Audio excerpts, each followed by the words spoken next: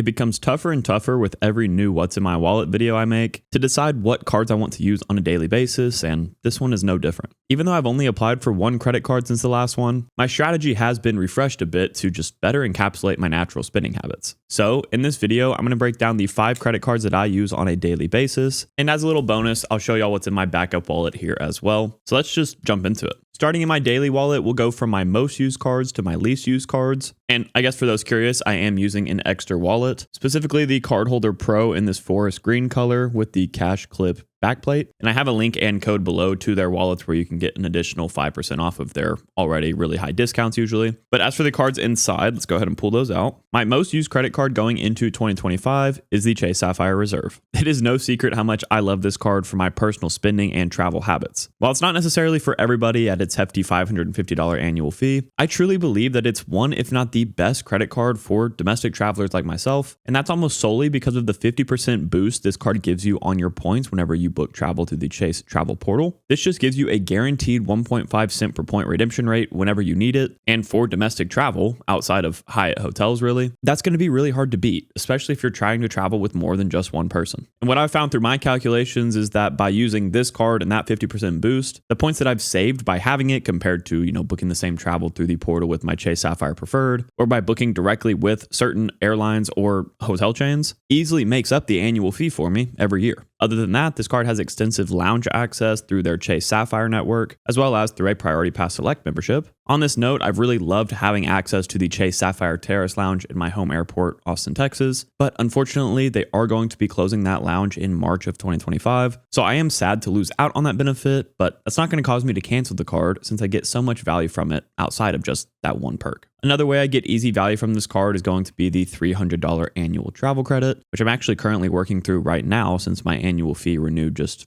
a couple of months ago, if I remember correctly. And this brings the effective annual fee on the card down to $250, basically automatically with how lenient Chase is with that travel category. So in addition to that 50% points boost we just talked about, these 2 perks alone easily make up the annual fee. But of course, you're probably wondering how I spend on the card. And the Chase Sapphire Reserve is there to give me 3x back on all of my dining and travel purchases, which are 2 of my highest spend categories. While I could use other cards on the market to give me slightly better rates than that, I much prefer to use the Chase Sapphire Reserve, not only because of its great retail and travel protections, but also because it earns the most valuable point currency for me, Chase Ultimate Rewards. Overall, this card really just plays into my long-term strategy of simplifying my credit card setup, and more specifically, simplifying my redemption habits. So it's a staple in my wallet right now, and I expect it to be for a long time, like I talked about in my recent 1-year review of the card. My second most used card should come as no surprise to anybody, that being the Capital One Venture X. This card has been well known as the easiest premium travel credit card to make back the annual fee on, and that's because it is. Well, at least for some of us. It's a pretty straightforward $395 annual fee card with the ability to earn all of that money back just through a couple of its credits. First, the $300 annual travel credit whenever you book travel through the Capital One travel portal. And second, the 10,000 anniversary miles bonus that you get every year for renewing the card. On top of those, the card's going to give you more benefits like access to the Capital One lounges, a Priority Pass Select membership, a global entry or TSA pre-check credit, Hertz President Circle status, and much more. But personally, this card is mainly just used as my supplemental travel card to my Chase Sapphire Reserve, while giving me 2x back on all of my personal miscellaneous spend, at least in person. More specifically, I use it for any kind of entertainment, retail shopping, and any other random spend that my other cards don't cover me at least 2x on. But by far, my most frequented location that I use this card in is this really Austin-coded convenience store / coffee shop / bar / restaurant that's really close to my girlfriend's house. And I'll just say this, if that place had a rewards program, I'd be top status. I've mentioned multiple times recently that this card could be on the chopping block when its annual fee renews next, and I'll talk more about that when we get into my backup wallet, so just hold that thought. Until then, let's keep moving through the daily wallet. Now onto card number 3, which is actually a new addition to the wallet, the OG Chase Freedom. If y'all know anything about me, you know that I'm not a big fan of rotating category credit cards, and that's mainly due to the fact that we have to keep track of those categories as well as actually manually activate them to get access to those rewards. This generally leaves me to just always forgetting to use that type of credit card in my setup, and I resort to using the strategy that I always do for my normal spend. But this quarter, I've changed and I do have the OG Chase Freedom in my daily wallet for once. This is a no annual fee card, very similar to the Chase Freedom Flex, that gives you 5x back on rotating quarterly categories. And specific to the first quarter of 2025, those categories include 5x back on fitness clubs and gym memberships, self-care and spa services, Norwegian cruise line purchases, all of which so far I don't care about, but most important of all, grocery stores. With the ability to earn 5x Chase Ultimate Rewards points on my grocery store purchases compared to 3x Citi Thank You points on my Citi Strata Premier, I went ahead and threw that card in my backup wallet for the next 3 months. And the only thing I'm really not excited about with this card this quarter is that it's going to be in my wallet with these raised numbers on them. And yes, I know that the other Chase Freedom cards have the ability to be reordered with no raised numbering on them, but I'm not sure they'll do that with the OG Chase Freedom. And honestly, I just haven't wanted to risk it because I don't want them to force product change me or anything like that. Now, speaking of these rotating category cards that we have to manually activate the 5% cash back on, there's one secret I have up my sleeve that gets rid of that need altogether. And that, of course, is Max Rewards. Max Rewards is a free all-in-one credit card management app that helps you track important information about your cards, no matter what lender those cards come from, all in one place. And if you're a Max Rewards Gold member, which is their paid tier, that we gave away a lot of 6 to 12 month subscriptions of recently, your rotating category cards like the Chase Freedom Flex or OG Chase Freedom in my case, will get their categories auto-activated. Plus, with Max Rewards Gold, all of your offers will be automatically activated for you as well, which has saved me over $100 this year alone with just that one feature. A separate tool of theirs that I want to touch on today that has given me a lot of value is their benefits tracker. By navigating to the bottom right of their app, you can find the benefits section. And once you're there, you'll find every single benefit that each one of your cards has, separated out by category, whether that be annual, monthly, or by benefit type like credits or status and access. You can also see them all together in one place through the home tab, and you can star your favorite ones, which will show up obviously in the favorites tab. So this feature, alongside all of their other free features, such as the welcome offer tracker, which I have activated right now for my Southwest Performance business card, are reasons that I choose to use this specific app for helping me manage my 16 card accounts. And if you want to try out any of these features that I just mentioned, or just have a way to now get a quick understanding of all of your card accounts in one place, then please be sure to download Max Rewards through the link in my description. And during the sign up process, if you enter the promo code Spencer, you'll get a 1-month discount off of your annual Max Rewards Gold subscription if you ever do decide to upgrade for those automatic activations of your 5% categories and offers and much more. Thank you to Max Rewards for sponsoring this video, as always, but let's get back into the content. Next up, we have a staple in my daily wallet that literally never leaves, the Citi Custom Cash. This is a super simple, no annual fee card that gives you 5x back on your top eligible spend category every month, up to $500 spent, and then 1x back on everything else. So to maximize value from it, you're going to want to put only one category on this card every month that you don't spend more than $500 on. And for me, that's gas stations. I used to just leave this card in my car since that's the only time I would ever need to use it, but it's actually earned a slot recently in my physical wallet since I use it now in more situations than I did previously. Sometimes I take my Sprinter van places, I drive my girlfriend's car places, I road trip with my family and want to go get something at the gas station, you name it really. So now it does officially have a place in my wallet, and it looks great next to the Citi Strata Premier when that card's in there. Pairing my two Citi cards together makes for a really powerful duo, and that duo is even further made better whenever you add the Citi Double Cash to it to complete the Citi Trifecta, because at that point, you're basically covering all of your spend at least 2 to 5x, which is just amazing. Then again, as you can tell, I have not transitioned to that strategy, and the main reason for that is because I just don't value Citi's points as highly as I do Chase Ultimate Rewards points as a domestic traveler, especially with that 50% points boost that my Chase Sapphire Reserve gives. That being said though, if you're somebody looking for a very solid cashback or international travel setup, I think Citi can be great despite their lack of travel protections on some cards and poor customer service compared to other lenders. Not to mention their cards are like the most flimsy cards known to mankind, but that doesn't really matter whenever you're sitting in your first class seat to Bora Bora, does it? All in all, their point earning potential is extremely high, but you got to take a little bit of bad with that good. The fifth card in my wallet is one that I've talked in a more negative light recently, despite really believing in the product, and that is the Bilt Mastercard. As y'all likely know, the Bilt Mastercard has one main competitive advantage over all other credit cards, despite it being really powerful in other regards as well. And that's that it's the only credit card that can give you rewards back on rent while wiping any transaction fees for using a credit card to make that payment. And even though those rewards are only 1x back, that can add up really quickly and help cover at least part of a big trip every year. However, my strategy does not allow me to use this card to its fullest earning potential, which is why it's become my least used card in my setup. To paint the picture here before we get into why I don't use this card enough, I'm at a point now where I've applied for 16 credit cards. So for the most part, each one of my credit cards is only used for one main spending category, which for the Bilt card would be my rent purchases. Of course, Bilt knew that there would be people out there like me that only get the card for that one purchase a month. So what they do to force us to use the card more frequently is add a 5 minimum transaction limit every month if you want to actually earn any points. So honestly, that transaction limit is the only reason this card is even in my wallet at all right now. The Bilt card for me gets used for any small purchases under, say, $10 or so, just so I know that I'm constantly earning the points that I've been spending to get. Sure, I'm usually earning a respectable 3x back for all of these small purchases, since most of the time those small purchases are for coffee, and the Bilt card gives you 3x back on dining. But in reality, I'm just not earning that many points at all right now. Further than that though, I don't even currently use this card for my rent purchases. So what am I even doing with this card in my wallet, you may ask?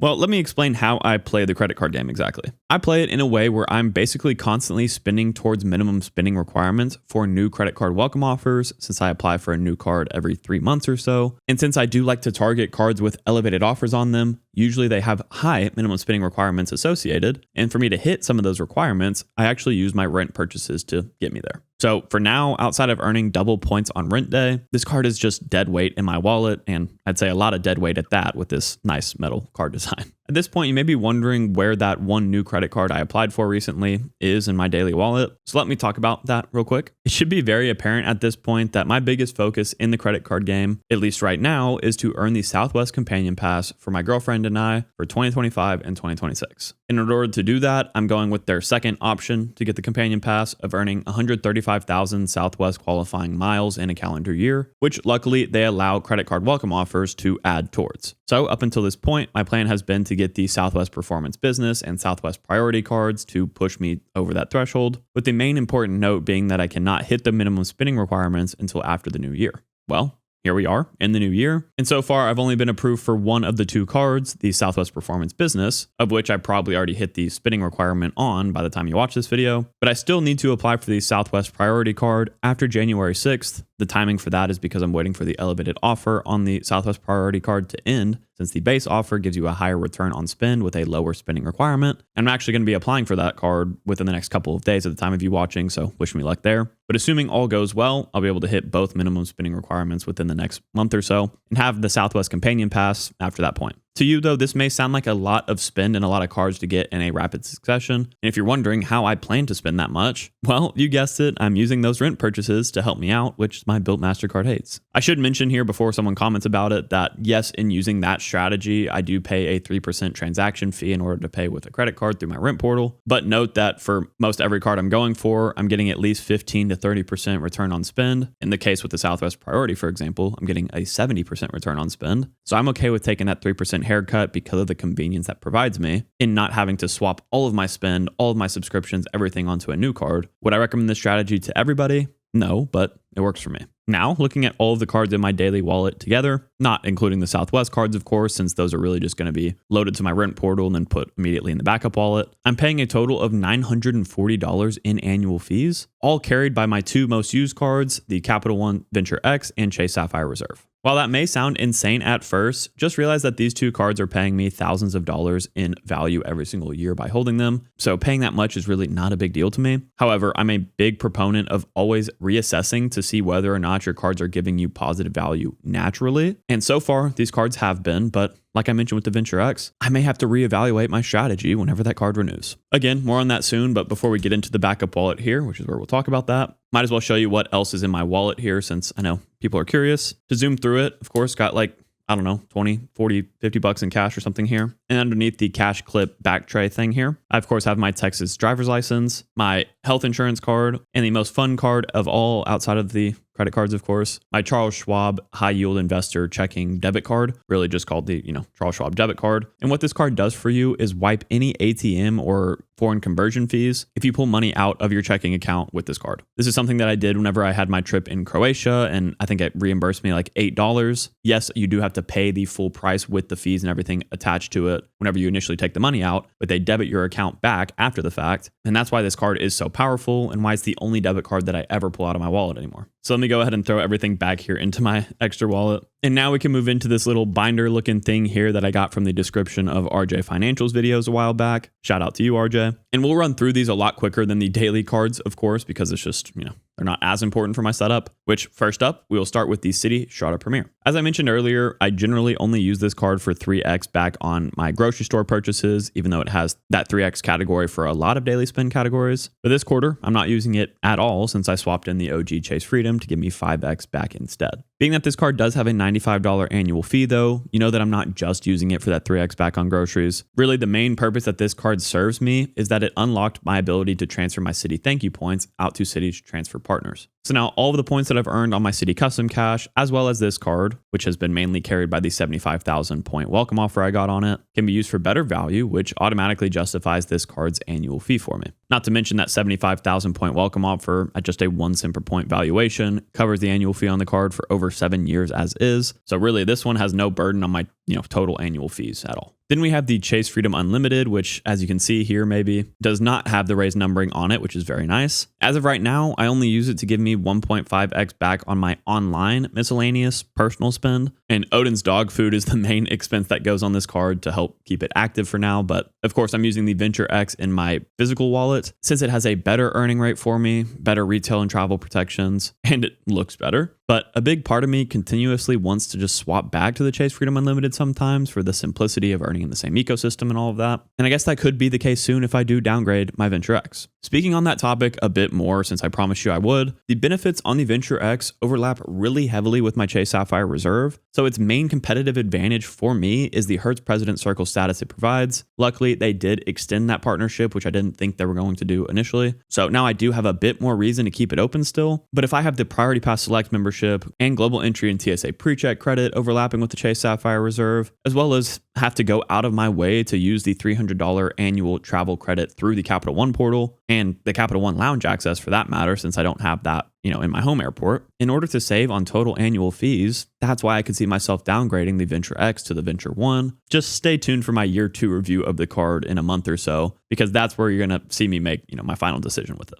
Next up is a card that I keep in my backpack, which I take every time I travel, and that is the Marriott Bonvoy Boundless card. If I do spend at Marriott's, I get an additional 6x back by using this card, so it's always the one that I use on file with the hotel. But since I do always book my hotels using points instead of cash, this card really never gets used unless I'm using it for its benefits. Luckily, it's easy to justify the $95 annual fee on it since you get a 35,000 point free night certificate every year for renewing the card, which is worth roughly $300 based on the Points Guy's point valuations. Plus, it gives you Marriott Silver status with premium Wi-Fi access, which is another nice perk. But outside of those, again, the card just isn't really doing much for me. Naturally, anytime I bring up this card, I'll have somebody in the comments asking me when I'm going to upgrade it to the Ritz-Carlton card. And to make it clear, the only reason I plan on upgrading this card to that card is if I have plans to use the 85,000 point free night certificate on it. And until then, I'll save the $355 per year in the difference between the annual fees and just stick with the Marriott Boundless card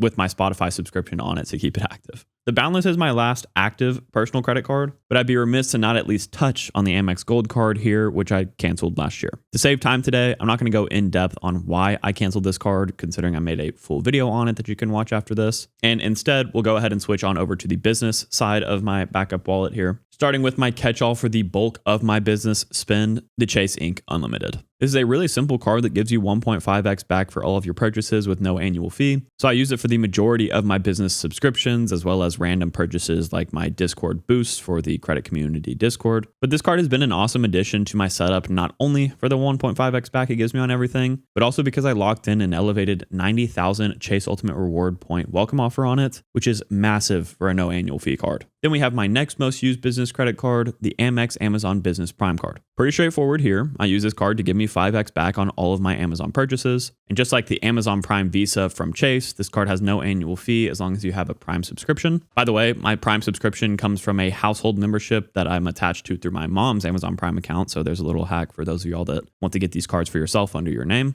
And other than that tip, my other little small tip I would give is that you probably should not be using the rewards earned on this card to offset your business expenses. Instead, have it offset your personal expenses through Amazon. That way you maximize that final number at the end of the year whenever you go to write off your business expenses. If this was the personal Amazon Prime Visa card, I would actually recommend to not use your points at all through Amazon directly and instead get a statement credit or cash back to your bank account. And that's because that's how you would maximize the 5% back category, since you're always spending, technically the full amount, but still getting the same rewards no matter how you redeem. So similar strategy with both cards. Unfortunately, I don't have that option with the business Prime card, but hey, figured it'd help some of you out. Onto another card that I use for just one main type of purchase. We have the Amex Business Gold card. I know it's the white gold version. Y'all don't hate me for it, but it never comes out of my wallet, so I'm okay with having it this color. Earning categories wise, this card gives me 4x back on all of my editing services, which is my biggest business expense over the course of a year. So I do earn a decent amount of points with this card. And outside of that, I try to recoup some value to cover its $375 annual fee by using the $240 worth of flexible business credits, which I use for Grubhub, and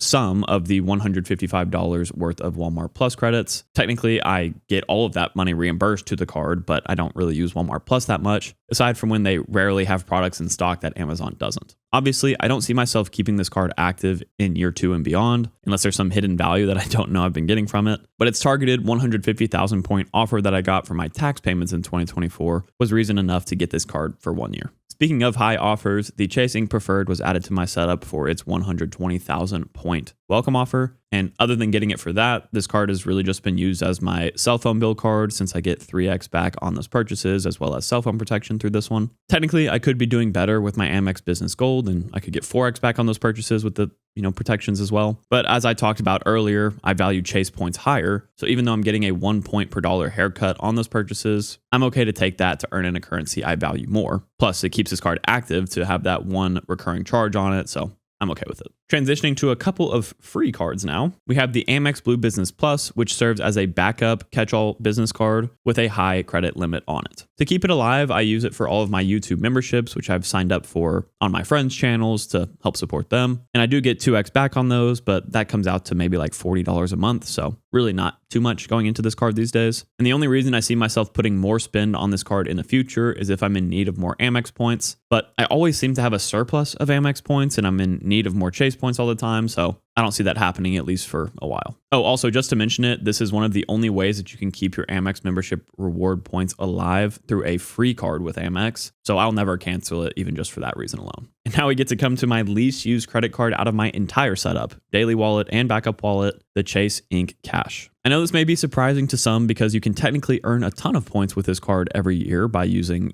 some loopholes, but personally, I just couldn't be bothered to do that, to be honest. And while yes, with this card, I could be earning 5% back on the majority of my purchases, I do better than that by just getting new card welcome offers. So I'd really rather just not go through the hassle of finding an office supply store to go buy gift cards from and do that whole thing, especially considering I live nowhere near one. So for now, this card just has a $5.40 subscription on it, and it just stays active through that. Pulling everything together now so you can see it all in one place, let's look at my daily wallet first. As a reminder, I pay $940 per year for the 5 cards in my main setup, and that is all thanks to my $550 Chase Sapphire Reserve and $395 Capital One Venture X. But honestly, that's a weak number compared to my wallet as a whole. Showing my backup wallet now, you can see that by adding in the annual fees on my Citi Strata Premier, Marriott Boundless, Amex Business Gold, Chase Ink Preferred, and Southwest Performance Business, I pay a total of $1,804. Just remember that these cards are paying me thousands of dollars in value a year for holding them, so I care much less about the annual fees of them at face value